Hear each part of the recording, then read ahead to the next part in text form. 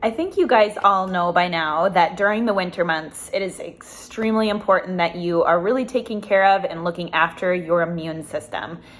And especially now, not only during the flu season, but COVID as well. So over the next few days, Alex and I are going to be bringing you a few of our favorite things that we like to do to take care of your immune system. So be looking for those tips from us. We are so excited to share. We hope you enjoy and we hope you learn.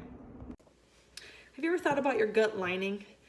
Maybe you have, maybe you haven't. If you are experiencing things like chronic infections, or you are noticing a lot of bowel distress, or you have chronic bowel issues or IBS or anything like that, maybe you've got migraines, maybe you have fibromyalgia. There's still some controversy how much your gut affects those things, but we know that an inflammatory diet full of sugar, alcohol, processed foods, even just a lack of nutrients affects our gut lining. It's only half the battle to eat well. The other half is to make sure we can actually absorb and utilize it. And a good, healthy gut lining is actually critical for that. So imagine our long intestines, those nice tubes that have a nice smooth muscle around there.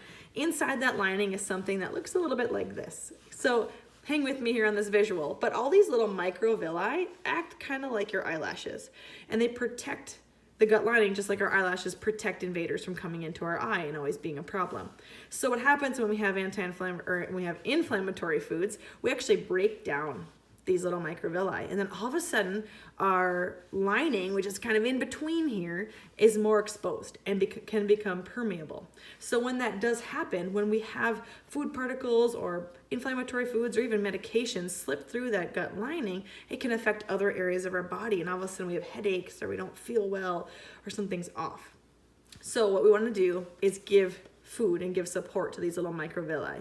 So we've talked about fiber, we've talked about probiotics, prebiotics in the past, and that will come up to talk more about the good bacteria. But what I want to talk to you today about is zinc and glutamine. So glutamine is a key amino acid in supporting these little gut lining. And one of the easiest ways to get glutamine, it's mostly in meat products, but like a good bone broth or even like eggs. Eggs are a great option for some glutamine. What I like for easy bone broth is either collagen or like a bone broth protein powder. And it's just easy, kind of reheat with some water, and it's simple, but this is a great way to help your gut lining and calm your gut. The other way to get or support your gut lining is through zinc. And zinc actually helps the tight junctions in our gut lining. So high zinc foods are oysters. Not many of us eat oysters though. Pumpkin seeds, maybe that's a little bit better. Grass-fed beef has a lot of zinc. All of your dark meat poultry has a lot of zinc. Hemp seeds are high zinc. So today, if you can find some places to get zinc and get some glutamine in, you're really gonna help out this gut lining and help out the movement of food in your gut, help the absorption, and that will help prevent infection as well. Okay, now that you guys know what prebiotics are, let's chat probiotics. Probiotics are the live microorganisms that populate our gut and our colon and have been shown to have many health benefits, including supporting our immune system. And so now that you know that, you might be thinking, okay, that's pretty cool. Where do I get them? Probiotics are found in lots of different food sources, and Alex and I always say food sources are primo and supplements would be the next best thing. But food sources, you can find it in yogurt, kimchi, sauerkraut, kombucha. Now, if any of those things sound off-putting to you, that's where the supplement piece through a probiotic can be really helpful. But let's chat dosage first with those food sources. And so typically what we say is 3 to 4 times a week, adding those into your daily nutrition routine. So that might mean that you're having 4 ounces of kombucha with your lunch, or maybe you're throwing a couple of tablespoons of kimchi on top of or on the side of your dinner meal. Or that might mean that you have a yogurt parfait before you go to sleep, so you're getting those probiotics in the yogurt.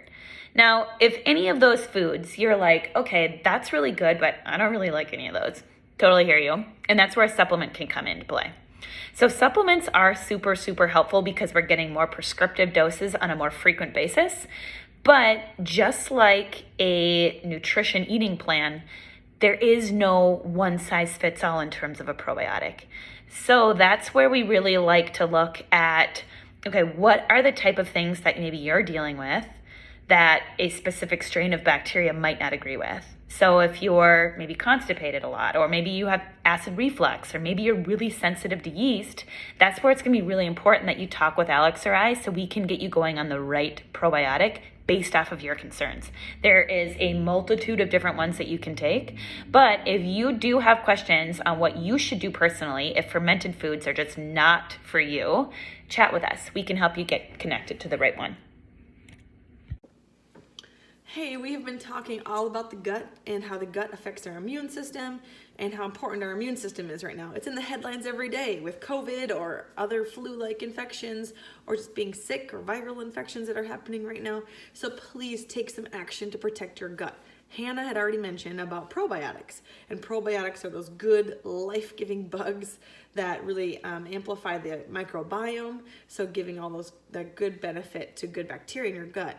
And you could get those through fermented foods or through a supplement. But I want to talk about prebiotics. Are they the same? No. Pre and pro are very different.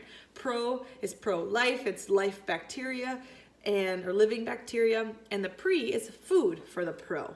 So it's going to fuel the replication and the survival of the pro. Now, two main foods that are high in prebiotics are garlic and onion. So garlic and onion, again, super high in those prebiotics and really common in our diet, so they're relatively easy. Hopefully you can tolerate them well. If you don't tolerate them well, there are other foods, so don't worry. But what's interesting is actually the most prebiotic is going to be contained if you eat them raw instead of cooked. Now you'll still get some if it's cooked, but whenever you add a little raw onion, or maybe you finish your meal with garlic versus always starting it with garlic with a lot of heat in that pan, that's going to help the prebiotic content. Now, if you can't handle those or you want some other options, asparagus is a really high prebiotic food. Again, if it's raw, it's even better, but it's still going to have some if it's cooked. Oats, especially if they're sprouted oats, are a great option. Rolled oats, steel cut oats.